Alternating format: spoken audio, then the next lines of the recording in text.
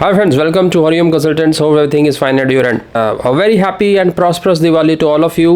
कुछ लोग कल बना चुके हैं, कुछ लोग आज बना रहे हैं, तो इसलिए आज एक अपडेट लेकर आए हैं एंड एक नया aspect related to work and holiday visa and mates visa का भी आपको अपडेट दिया जाएगा। तो बने रहे वीडियो के साथ, नई अपडेट्स हैं।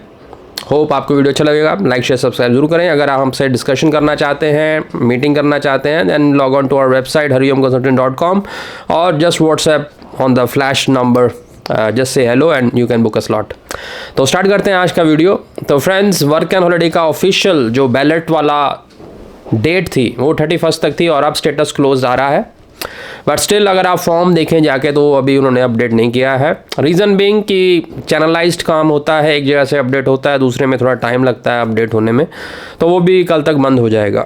ठीक है, तो वर्क एंड अभी बैलेट क्लोज्ड है बट एक्सपेक्टेड है कि ये दोबारा खुलेगा। उसका मैं आपको एक इंडिकेशन देता हूँ। देखिए, इसमें जो बेसिकली हर एक चीज़ जो होती है उसमें म्यूचुअल बेनिफिट्स होते हैं दोनों कंट्रीज़ के। अब हमें वीज़ा मिल रहा है एक तरह का, और ऑस्ट्रेलिया को क्या एडवांटेज है, ऑस्ट्रेलिया को काफ़ी उनकी इकोनॉमिकली ग्रोथ हो रही है। अब कैपिंग उन्होंने स्टूडेंट वीज़ा पर करी, राइट, तो उसको काउंटर करने के लिए फ़ीस डबल कर दी। ये भी चीज़ एक तरह से उनको हेल्प कर रही है। कैसे कि जैसे आप रजिस्ट्रेशन फ़ीस आपने भरी है, 1 लाख के आसपास रजिस्ट्रेशन हो चुकी हैं, तो आप मोटा मोटा मान के चलो 5-6 करोड़ रुपया उन्होंने कमा लिया है with in 30 days from Indians. ठीक है, अब वो चाहते हैं, अब इनमें से भी वो 10, 12, 15 हज़ार निकालेंगे नाम। 4-5 हज़ार पहले निकाल चुके हैं, अभी और नाम निकलेंगे। तो वो जब नाम निकलेंगे तो वो सभी अप्लाई करेंगे। अप्लाई करने की फ़ीस $650 है, ठीक है, और फिर करोड़ में कमाएंगे। अब इनमें से देना किसको है, 1000 वीज़ाज़ देने हैं। और ये जो प्रोग्राम है ऑस्ट्रेलिया के लिए भी बहुत बेनिफिशियल है। ठीक है, तो ये म्यूचुअल बेनिफिट्स होता है और इसी तरह इससे से एक्सपेक्टेड है कि वो चाहेंगे, क्योंकि उन्होंने बैलेट का आपने देखा होगा, आपने रजिस्ट्रेशन करी हुई है, तो कि 30 अप्रैल तक उन्होंने लिखा है कि हम रजिस्ट्रेशन को वैलिड रखेंगे। क्यों, why? Because if they want to make more money they can open the ballot again, और एक्सपेक्टेड है वो दोबारा ओपन कर देंगे। एनीवेज, ये एक हमारी कैलकुलेशन थी टू लेट यू नो कि दोनों कंट्री का बेनिफिट है। Australia is also getting good benefits from us, तभी वो वीज़ाज बांट रहे हैं, राइट। एनीवेज, मेट्स वीज़ा 1 नवंबर को एक्सपेक्टेड था। अब due to Indian embassy off थी, बिकॉज ये सारा काम कलेक्टिवली होना है। इंडिया बीच में 50-50 का पार्टनर है, बायलैटरल एग्रीमेंट साइन हुआ है, तो दोनों तरफ से जब फिंगर्स अप होंगी तब अपडेट होगा। तो एक्सपेक्टेड है कमिंग मंडे या ट्यूसडे को बैलेट खुल जाना चाहिए for the mates visa. Anyways, if you want to discuss कि आप एलिजिबल हैं या नहीं है, कोई कन्फ्यूजन है आपके दिमाग में, तो book a slot with us, will let you know. ठीक है, और ये सभी तरह से वर्क एंड हॉलिडे से बेटर वीज़ा है। ये हमने इस पर वीडियोज़ पहले भी बनाए हैं। फिर भी अगर आप जानना चाहते हैं डिटेल में, book a slot with me, तो मैं आपको डिटेल में समझा दूंगा किस तरह से एडवांटेजेस है, राइट।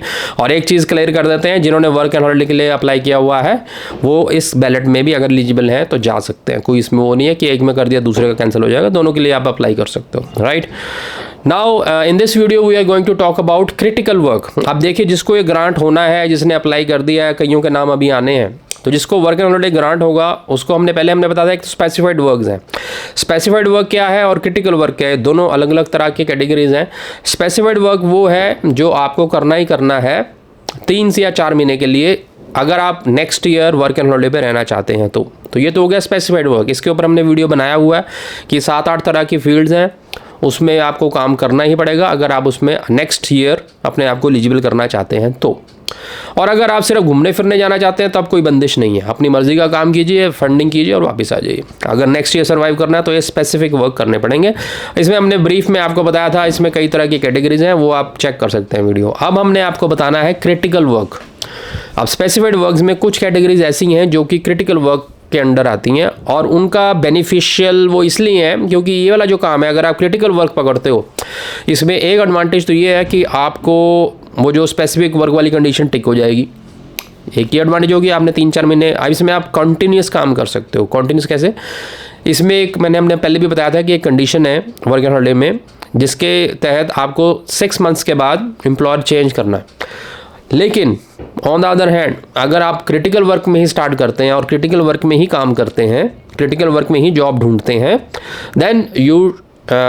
देन आपको एम्प्लॉयर चेंज नहीं करना पड़ेगा। So that is the advantage.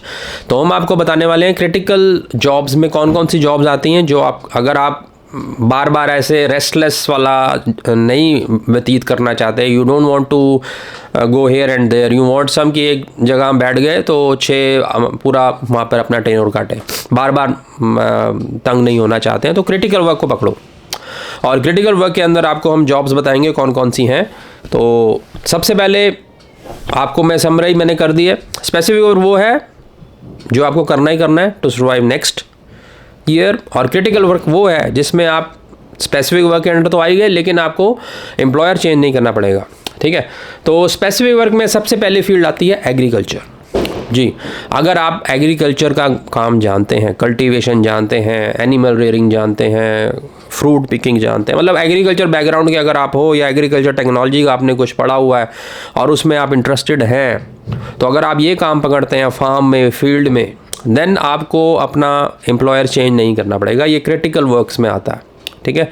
तो ये जो जितने भी एप्लीकेंट्स इस तरफ जाना चाहते हैं तो उनके लिए ये बहुत अच्छे है। इसमें बेसिकली खाली खेतीबाड़ी नहीं है, इसके रिलेटेड फील्ड्स और भी हैं, जैसे कि फूड प्रोसेसिंग हो गया, एनिमल प्रोडक्ट्स के अंडर कई फैक्ट्रीज जो चीज़ें बनाती हैं, फर्टिलाइज़र्स बनाती हैं।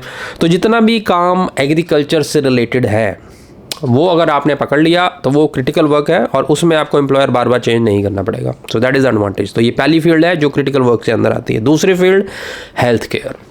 हेल्थ इज़ मोस्ट इम्पॉर्टेंट और इसके लिए काफ़ी ऑस्ट्रेलियन गवर्नमेंट स्ट्रेस देती है ताकि उनके सिटीजन्स को कोई प्रॉब्लम ना आए। तो हेल्थ सेक्टर को भी क्रिटिकल माना गया। अब इसके अंदर डॉक्टर्स के अंडर असिस्टेंटशिप आती है, नर्सिस की असिस्टेंटशिप आती है, मेडिकल इमरजेंसी आती है, मेंटल हेल्थ के असिस्टेंट्स होते हैं, रेडियोलॉजिकल सर्विसेज आती हैं, installation and maintenance of complex medical machinery के अंदर आपकी असिस्टेंटशिप चाहिए, क्लीनिंग सर्विसेज में आपकी असिस्टेंटशिप चाहिए। तो जितने भी एरियाज़ हैं हेल्थ केयर के सभी क्रिटिकल है। इसके अंदर अगर आप जॉब पकड़ेंगे, एक तो आपका experience PR point of view से सोचो, और ये जितनी मैं बता रहा हूँ ना क्रिटिकल वर्क्स, ये पीआर पॉइंट ऑफ व्यू से बहुत इंपॉर्टेंट है। अगर इनमें आपने काम पकड़ लिया, इनमें आपने एम्प्लॉयर ढूंढ लिया तो आपकी पीआर कहीं नहीं गई, ठीक है ना। तो ये क्रिटिकल वर्क को आप कोशिश कीजिए इस पे जाने की, अगर आपका पॉइंट ऑफ व्यू सेटलमेंट का है। आई थिंक काफ़ी लोगों का इसलिए वीडियो देखते हैं और इसलिए आपने क्लिक किया, सो ये आपके मतलब का है। ये जो मैं फील्ड्स आपको बता रहा हूँ इसमें आप काम पकड़ें अगर आपका एक ग्रांट हो जाता है। अगर आपका सिलेक्शन में नाम आ गया, we will file for you if you want, so आप कंसल्ट कर सकते हैं, ठीक है। तो पहला फील्ड हो गया एग्रीकल्चर। दूसरा मैंने आपको बताया हेल्थ केयर। तो हेल्थ केयर के अंदर बहुत अपॉर्चुनिटी है, सारी एरियाज उसके अंदर आते हैं। तीसरा हेल्थ केयर से रिलेटेड एज्ड केयर, ये अलग कैटेगरी है बट ये भी क्रिटिकल वर्क्स के अंदर ही आती है। Age care and disability services, अब वहाँ पर एज लोगों के लिए भी बहुत केयरिंग सेंटर्स खुले हुए हैं, उनकी आपको हेल्प करनी है, उनको असिस्टेंटशिप देनी है। डिसेबिलिटी सर्विसेज में असिस्टेंटशिप है, एज केयर सर्विसेज में असिस्टेंटशिप है। एज और डिसेबल्ड जो लोग हैं उनकी केयरिंग करना, उनको छोटे मोटे जैसे होते हैं ना डे टू डे में उनको हेल्प करना, असिस्ट करना, ये सभी जॉब्स जो हैं इसके अंदर आती हैं। एक तरह का सेवा भाव भी है इसमें, बहुत अच्छा नोबल कॉज है, बहुत नोबल वर्क है। बट ये वही कर सकता है जिसके मन में इसको करने का, ना नर्स हर कोई नहीं बन सकता और ये वाला काम भी हर कोई नहीं कर सकता, ये मैं आपको पहले बता रहा हूँ। लेकिन जो ये कर सकता है वो उसकी पीआर कहीं नहीं गई, ठीक है ना, क्योंकि इसमें लोग कम मिलते हैं। No everybody can not do these kind of jobs, समझ रहे हैं पॉइंट को। तो अगर आप में वो चीज़ है और ये वीज़ा ग्रांट हो गया तो इसको सबसे पहले पकड़ो, as care and disability.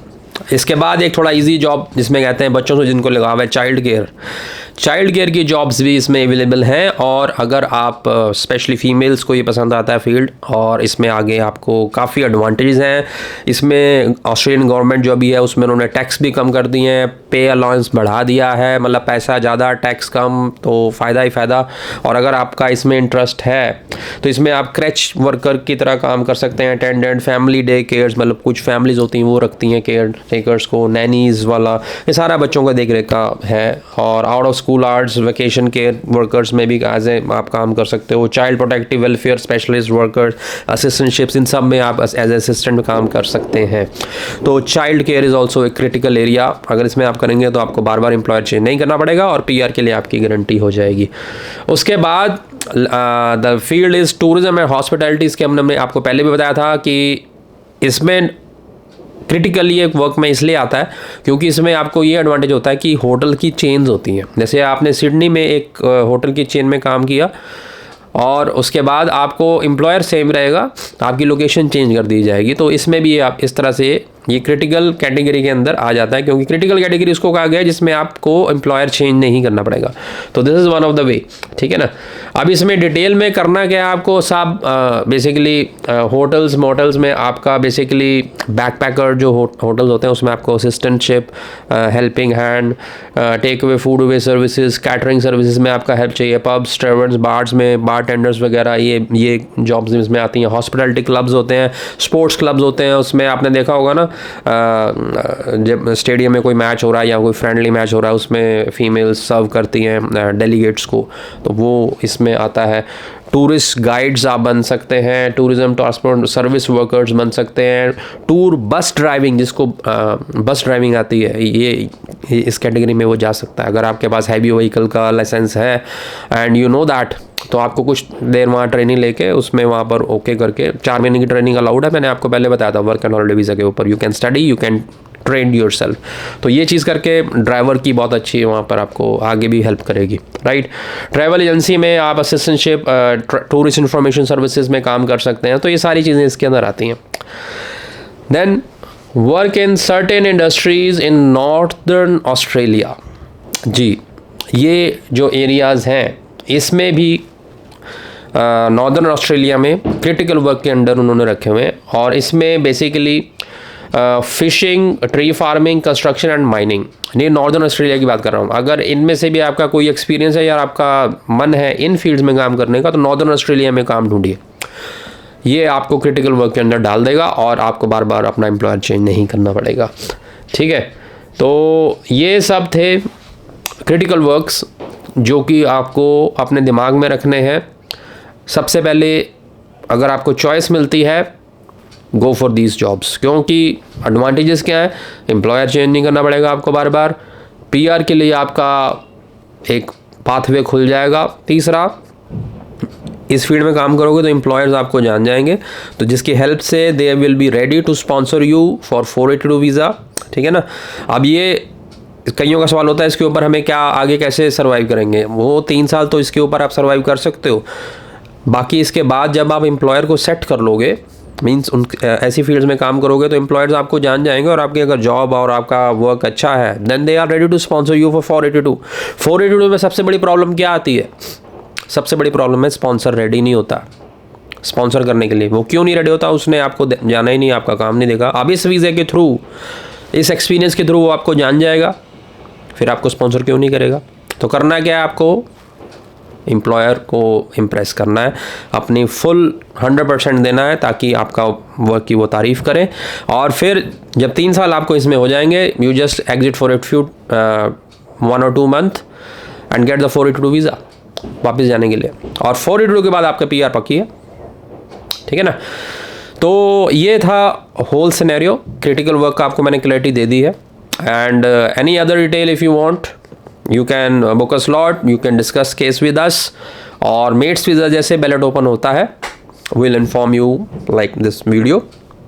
So once again a very happy and prosperous Diwali to all of you. Like, share, subscribe ज़रूर कीजिए. Thank you very much.